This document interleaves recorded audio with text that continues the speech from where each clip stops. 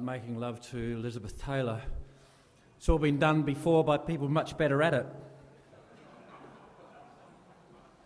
including the likes of Peter Gers, I've just found out. Now, I know Peter, and he always asks me the same question. Same question my dentist always used to ask me, how is your mother? And I gave a different answer to my dentist. My dentist's answer was,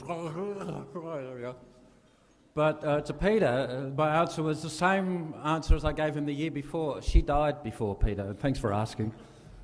But my mother was a huge influence to me. She studied music at the Conservatorium, got a degree in music and teaching, and her story is that she was on the verge of a career as a solo concert pianist, and then she got pregnant. It was my brother, actually, not me, so, you know, I can rest easy. But, I mean, no one is able to challenge her version of events, but I do remember she used to practice a fair amount in the house, but apparently the practicing of the piano fell off fairly markedly after I was playing with matches and almost burnt the house down, and with it the Birdwood High School when I was about 3 years old.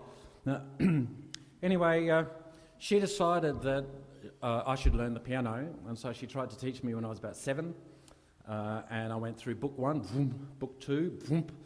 So she thought, right, and gave me book 5, and I don't want to do it, why can't I be outside playing footy with my brothers? And she tried to explain, you're the one with the talent, but that doesn't compute to a 7-year-old. But the Beatles had come out, and I just loved the Beatles. It was because there was always very dense classical music being played in our house, and suddenly here was this waft of simplicity and raw energy coming through the radio, and I just loved it. And I wanted to be in the Beatles. I wanted to join the Beatles. Mum, ring them up. Let me join the Beatles. And I'd be practicing. I didn't have a guitar, couldn't play, you know, tennis racket got fairly boring. So I'd be hitting things, saucepans and stuff, and so out of self-defence she thought, I'll send him to drum lessons, he obviously wants to learn the drums. No, I just wanted to be in the Beatles. But anyway, I got sent to drum lessons, and her idea of drum lessons was to go to the Conservatorium of Music. And so I learnt classical percussion from a guy called Richard Smith, who was the guru at the time and a foundation member of the Symphony Orchestra. And I did fairly well at that, and so I ended up playing percussion with the Adelaide Symphony Orchestra for a couple of years, age 17, which was a bit of a challenge. And I remember clearly the principal percussionist, who was not my teacher. The percussion section was its own section. My teacher was the timpani player.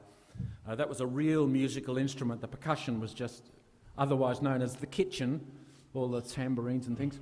The principal percussionist was a guy who I won't mention, but I didn't get on very well with him. He was so rhythmically perfect. He could read absolutely anything and play it absolutely perfectly. Rat-tat-tat-tat-tat. And I'd go, no, man, rat-tat-tat-tat-tat. He'd go, rat-tat-tat-tat-tat. So we never really got on, because to me, music was always about what's in your heart, not what's on the page. And so I'd been teaching myself guitar all that time, because really I always wanted to be a guitar player. And my mum said to me, oh, you're playing guitar, why don't we get you guitar lessons? And I went, no, I don't want to hate guitar like I hate the drums. She goes, well, if you hate the drums, why are you paying all this money for you to play the drums? And my life flashed in front of my eyes right there. Pretty girls in the orchestra. No, I'll keep playing the drums. Thanks very much. Anyway, so I was lucky enough, because of my experience in the symphony orchestra, to get a job teaching music at a high school at Paravista in the days when, if there was a shortage of teachers, it wasn't really necessary to have official teaching qualifications if, in the view of the education department, you knew enough to be able to teach the kids. And so at 18 years old, I was teaching these high school kids. How old are you, sir? Never you mind. Never you mind, you just practice your guitar. So I grew this straggly beard. But the fabulous thing about that was we had a head of the music department called Bob Davies. And he thought that everybody should have a go at everything. Here, have a trumpet, have a go. I bought a cello, that didn't last long, but I had a go on a trumpet and a saxophone and still play a little bit of each. And from what I taught myself on guitar, I went and applied that note by note to piano. So I've ended up with a career as a professional guitar player and piano player just from the enthusiasm given to me both by my mother, thank you very much, and Mr. Bob Davies, and a number of other people who were instrumental through my career, and I thank them very much. I decided that I'd always been a songwriter and coming up with little ditties, just the same, just as good as what you heard on the radio. You know, if only I had an opportunity to record these songs, I could be a star, I could be rich. And so I just had to get into a studio. Well, studios, for someone like me, especially before I started teaching out at Paravista, were hideously expensive. I mean, you could afford about 3 hours there, so you had to go there and be organised. That's never been my strong point. And also, you needed to collaborate with other musicians. So you had to get a band together, you had to rehearse, never my strong point, you had to practice, and then you had to go in the studio and you had to pretty much play it live. Otherwise, you had to pay an enormous amount of money, but I could play all these instruments, so I wanted to play them all myself. This had always been a dream of mine, just play every instrument myself, why not? So I went and bought a very expensive 8-channel tape recorder. It cost an enormous amount of money. Right about the same year that I realised teaching wasn't for me, and I stopped teaching, about the same time as there were enough music teachers out of work to require me to have qualifications. So that was the end of that. So suddenly I had to pay for this very expensive tape recorder with which to record my own songs. How am I going to do that? The dole was never going to do it. But I had a friend who had a friend who worked at 5KA radio station, and he was the sound engineer there, and the guy I knew was a staff writer at 5KA, and he got me to put some music together for a couple of little jingles that his soon-to-be wife, who had a beautiful voice but couldn't sing, sang. And I thought, how easy is that? So I said to the sound engineer, the writer lost his job fairly soon afterwards for, I think there was a punch-up in the hall or something like that, I forget. But anyway, I said to the sound engineer there, look, you're in touch with some of these advertising clients. How about I give you a kickback for every jingle you get me to produce? This is probably highly unethical. You didn't even know this was going on at 5K, did you? But that got me a start. And I did a couple of little jingles, and then a couple more, then a couple more. And I ended up getting a business partner, long story short, a guy called Les Kazmarek, who was a foundation member of the band Cold Chisel. He was the bass player. And he became not the bass player of Cold Chisel just before they got famous. And the question always was, Les, why'd you get kicked out of the band? His story was that actually he was the only one with a day job, so he was always buying them the beers and the hamburgers, and he got tired of that, and plus they were working a lot and they had women falling off their arms. And so the guys were a bit more serious than that. They wanted to work on these original songs. They had ambition. And Les was saying, what do we need to practice for? We've got all the women we could possibly want. And they had higher ambitions for the band, which ended up being realised, and so that was the end of that. So anyway, long story short, he became my business partner in the studio, and he was very charismatic. He would go out and find an advertising client and convince them over a very long and boozy lunch. He'd come in about 5 o'clock in the afternoon, like that, and he'd hand me a piece of paper with about 3 lines of almost indecipherable scrawl on it. And he'd go, Australian National Railways. And I'd look at it, and somehow, in those few lines of scrawl, he was able to work out what they wanted. And he'd go home and I wouldn't see him till lunchtime the following day. 9 o'clock next morning, I'd come in and go, right, okay, you can go a bit like this, ring up a singer. And in those days, you had to get a drummer, you had to get a bass player and all that. Put it together. And time after time, the clients would arrive and listen to it and they would go, that is exactly what we wanted. I don't know how he did this. It was almost miraculous. But the boozy lunches of the 80s, actually, we didn't realise it at the time. I mean, I had too much fun in the studio making music to actually want to go on too many of them. But if you think about it, they were an occupational health and safety issue. He turned into an alcoholic and eventually died of liver failure.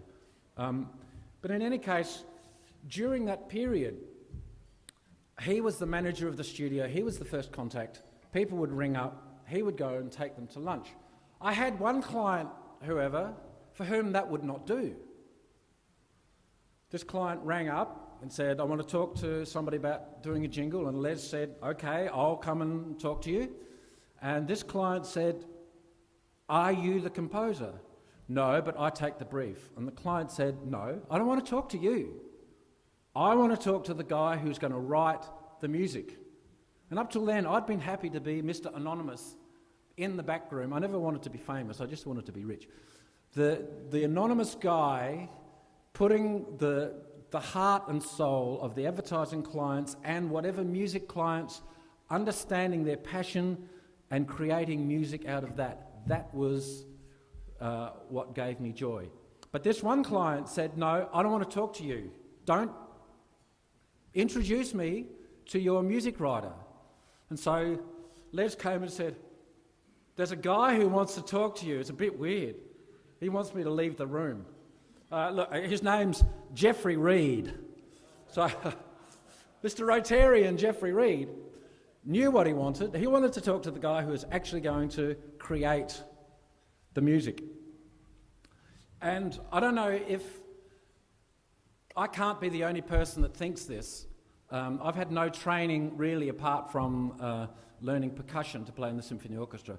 But it's always seemed to me that music is a vehicle to touch people's emotions. And that sounds quite simplistic. You know, you listen to a song and you either love it or you don't.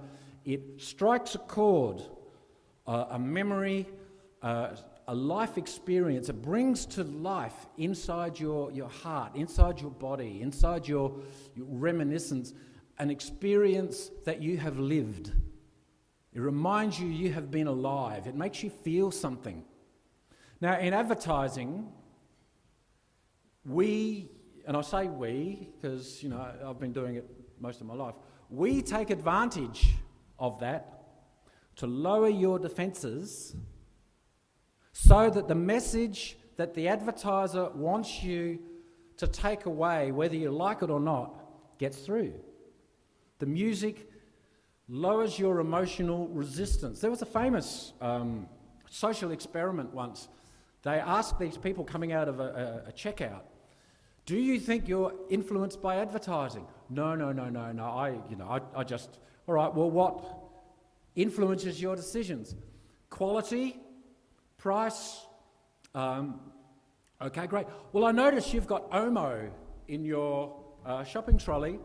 Fab it was at the time, Fab washing powder in your shopping trolley. Can you tell me why you bought that? And the answer was, well, it's lemon charged, which is exactly what the advertising had told them. They who were not influenced by advertising had been absolutely influenced by advertising to buy that product. And the job of the music is to facilitate that. And so one of the first jobs that your Rotarian here, a brilliant advertising guy, Jeffrey, asked me to work on was for a product called Dairy Vale Eve Yogurt. I don't know if you remember, I didn't realise you'd have a screen, so I've just brought the music, so the music alone will have to bring back the memories, and I'm sure it was on air for some years. And so I thought, right, Eve she's in the Garden of Eden. So I created a music track that had oboes and harps and cascading water kind of sounds. And I got the best singer, the best studio singer. She's still, Catherine Lambert is one of the greatest singers, and you've probably heard of her. And she, at the time, it was early on in her singing career, she was fantastic. She came and she did a brilliant job. And Jeffrey came to hear this commercial, and I thought, this is a shoo-in. He will love this. This is perfect for what he wants. And he listened to it and went, you realise Eve is a virgin. That girl is not a virgin. I couldn't say from personal experience, but I was pretty sure that he was right, that this very experienced studio singer had experiences also outside the studio, which kind of made her ineligible for the job of being the virginal Eve.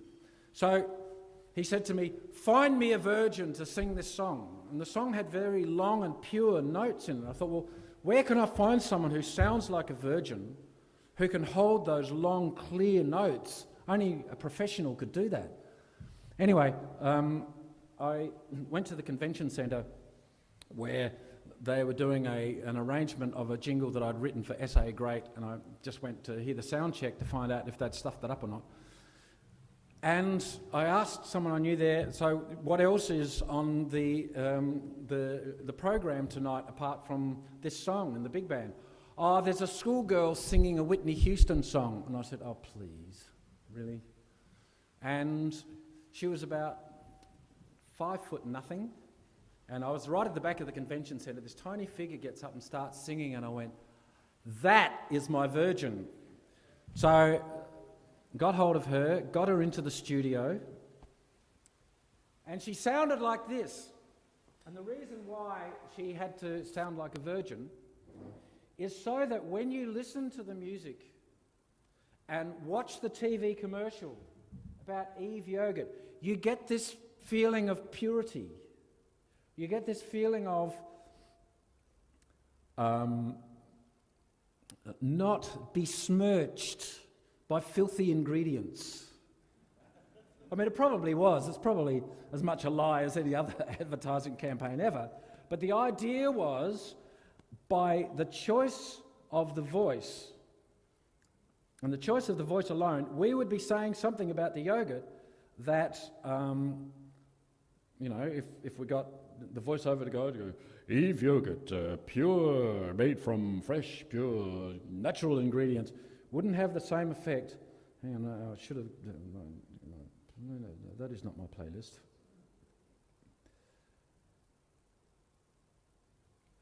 Here we go.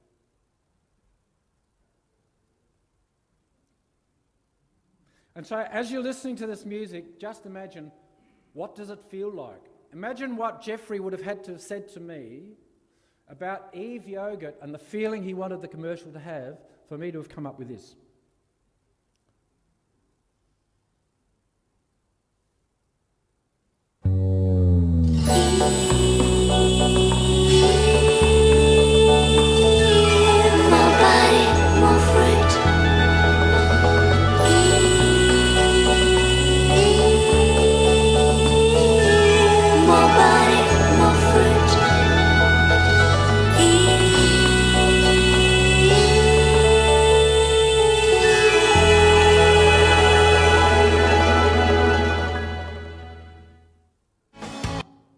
Hopefully that will... Most of you probably remember that track. I don't know if you remember what the TV commercial looked like. It was actually gratuitous shots of women's bodies and peaches that were supposed to look like other body parts. But the music was carried that out. I was supposed to tell a dirty joke, is that right? No? Well, I could. Okay. Play some more music. Okay, so... the choice of the singer is one of the critical things. Here's a commercial for the Scouts. And this is a few years old, and it's when it was imagined that young teenage boys loved the rough rock and roll. So we had to get a singer with a rough rock and roll voice, and I'm sure you would have heard this one as well. Unless, of course, you're an avid ABC listener. You can do it.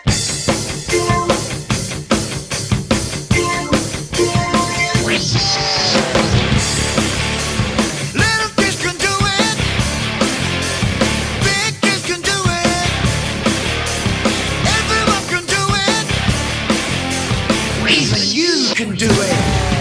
You can do it. You can do it all. If you look at And so on. Some Jimbo. Not yet. Well, I've given it away now, haven't I? Sometimes I've been asked to not only come up with the music, but also the actual idea of the commercial, and they said, what can you say about Jim's mowing? You know, Jim's mowing working for you, and I said, what about off to work we go? And I said, what about Jim's mowing? What about we call him Jimbo? Oh, you can't do that. I reckon you can. Unfortunately, I had a video guy making the TV commercial who lent on the advertising guy to present it. And he wasn't going to present it because you can't call the boss of Jim's mowing Jimbo. But he ran out of options because presentation day loomed and this is all he had. So off to work we go, Jimbo, off to work we go, Jimbo, off to work we go, Jimbo, off to work we go. So,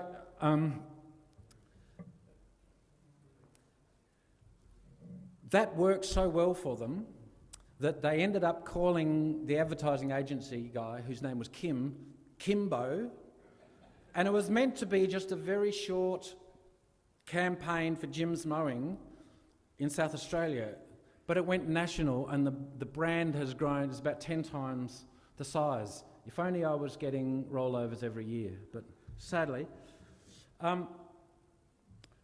And talking about ads that have been on for a very long time, this one has only just been replaced, but it was on for nearly 25 years.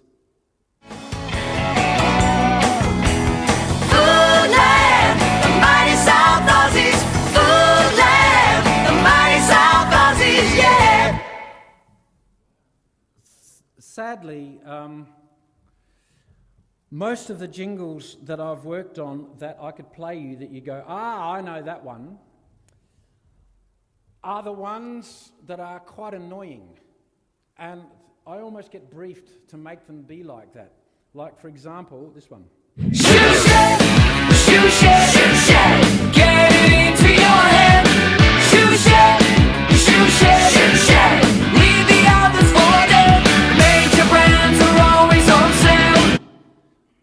They've had a very good run out of that. But sadly, other ones that I think are much classier than that just never get heard. They get played for a little while, or they get played locally up in Queensland for a couple of months. And so the artistry of the advertising music that I do is not immediately apparent in South Australia always. This is one for a development company in Queensland.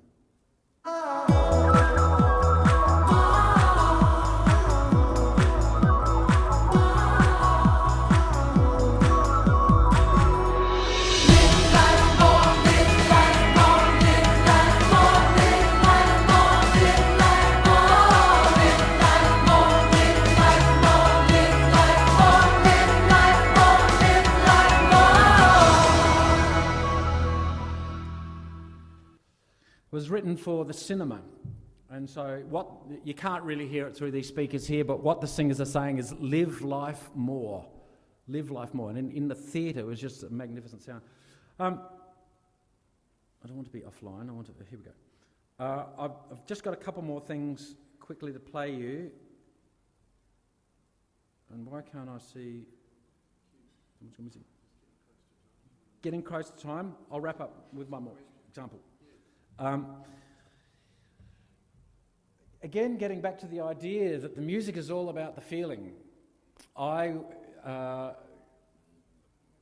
had to come up with a song to give the feeling of world-class athletes running out onto the field, ready to take on the entire world.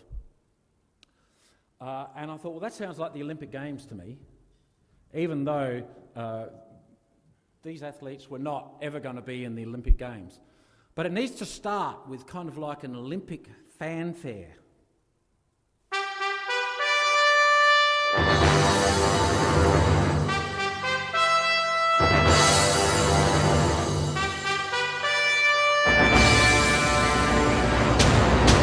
We got the power to win, power to roll. Come on, for Adelaide aggression. Well, we haven't heard that too much lately, but well, they've moved to China now, so hey. Very quickly, I was supposed to tell a slightly off-colour joke, so I will. A guy goes to the proctologist, and it's the most thorough proctology exam he'd ever had. And the doctor leaves the room as the nurse walks in, and she says, "Who was that guy?"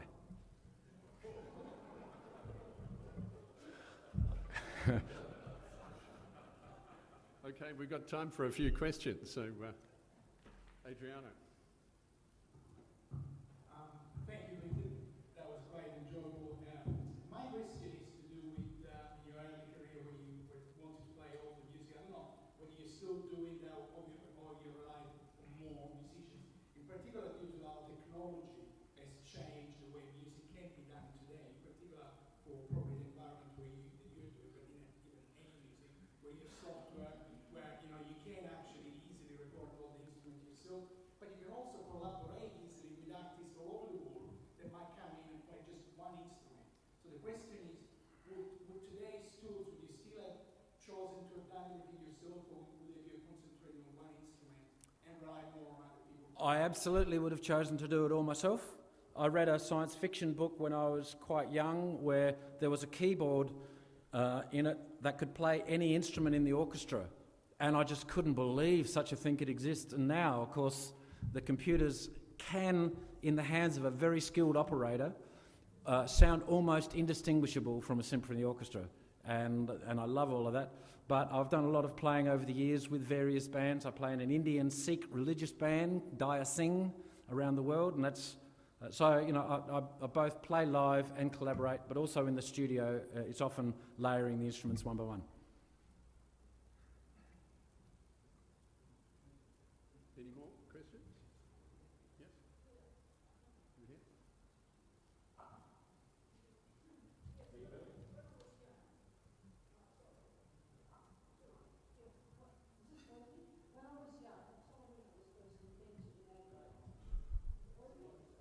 I can hear you. Here's someone. Television was first invented in Adelaide, and I was a bit there, and there was this simply dreadful ad for tip-top bread. And ever since then, I've noticed tip-top bread, a really dreadful music. I can sing it to you. Tip-top bread, as the baker said, it is especially fine. So ask the band to stop, or pop into a shop when you see the tip-top sign. You didn't write that, did you? It was simply dreadful. A poor lady called Doreen had a new perm and stood by the piano on a 2D street, and it was so effective. So my question to you is, surely really awful music should sell a product much better than the good stuff we're playing? Not necessarily. Not necessarily. The reason why that tune stuck in your head was because it was very nursery rhymey and took you back to a time, but it stuck in your head because it was a very simple tune. Not necessarily because the production was so awful, but in the end, any publicity is good publicity. And when you're standing in the supermarket and you're hearing tip-top bread, what are you going to choose? And it almost doesn't matter whether the bread's any better or not, that's the one you think of. We had a question back there. Yeah, I actually used to be in the jingles group of companies. We were in the IT division, but we actually used the same theme, and we actually got a spike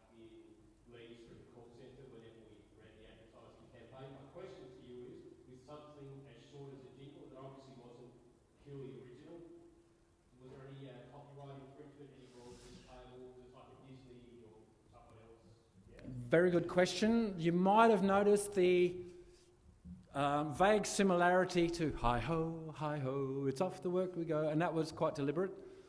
Just the same as the shoe shed commercial, you might notice a slight difference to the song Footloose by Kenny Loggins. So this was what I was asked to do. But the rights for a South Australian use of a song that's been successful worldwide would be enormous, like $100,000 a year. And that would blow most advertising budgets out of the water. And plus, once it's established, you'd have to pay that fee every year. You know, they've got you by the short and curly. So my job was to come up with something that evoked that feeling, but didn't quite cross the line. And there used to be a clear definition. Once you've had so many notes the same, then you are in breach of copyright. But that was thrown out 30 years ago. Now, in the opinion of a judge, if you have sought to make people think that that is the original song, then you have breached copyright. So these are the briefs I hate, when they say, how close can you get to such and such a song without us getting into trouble? And my answer is, as close as you like, if you will sign a waiver, which they don't want to do. And so, but it's far enough away. If you listen to the original hi ho, it's off to work we go, and the Jimbo, they are quite different. And if you think that the Jimbo sounds like hi ho, it's off to work we go, well, I can't help that, can I?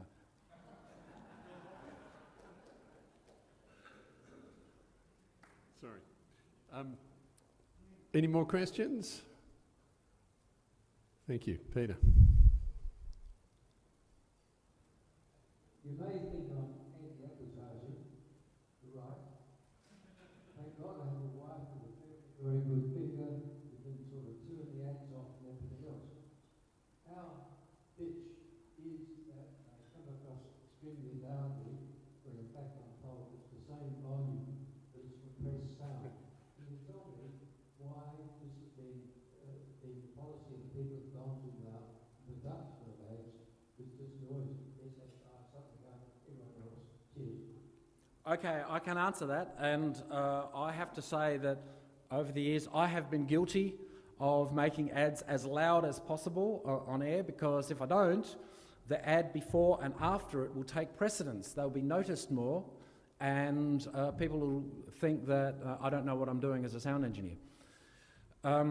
What happened a couple of years ago now is that there was a new loudness rules that came into place. And so now the average loudness of a commercial is very precisely measured to the 10th of a decibel, and there are very sophisticated tools for measuring the average loudness, and it must not go over a certain figure, which is minus 24 decibels.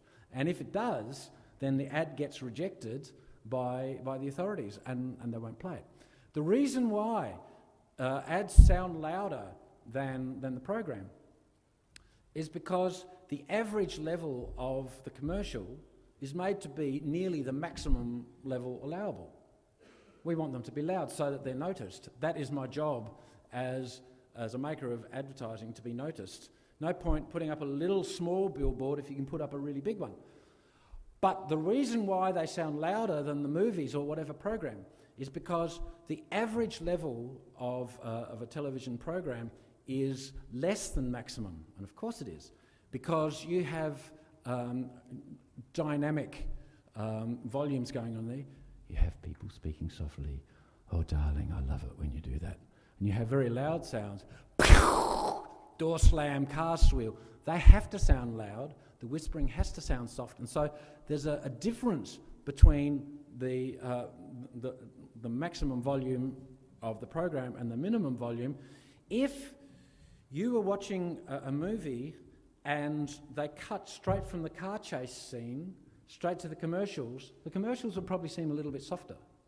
But in fact, they usually don't. They usually cut at a poignant moment when someone has said something fairly softly, and then the ads do seem louder, although actually, in technical terms, they're not. And I apologise. I don't think you necessarily hate advertising at all. You're exposed to it all the time, and I'm sure, just like the lady who bought the fab, you've been influenced with or without your knowledge with advertising. People ask me, what radio station do I listen to in the car? I can tell you, 891. Because by the time I spend all day in the studio, I don't want to hear music anymore. I certainly don't want to hear ads. Fantastic. I'm sure you'll all agree with me. It's been a very entertaining and informative session, so please would you thank Quentin for his presentation today.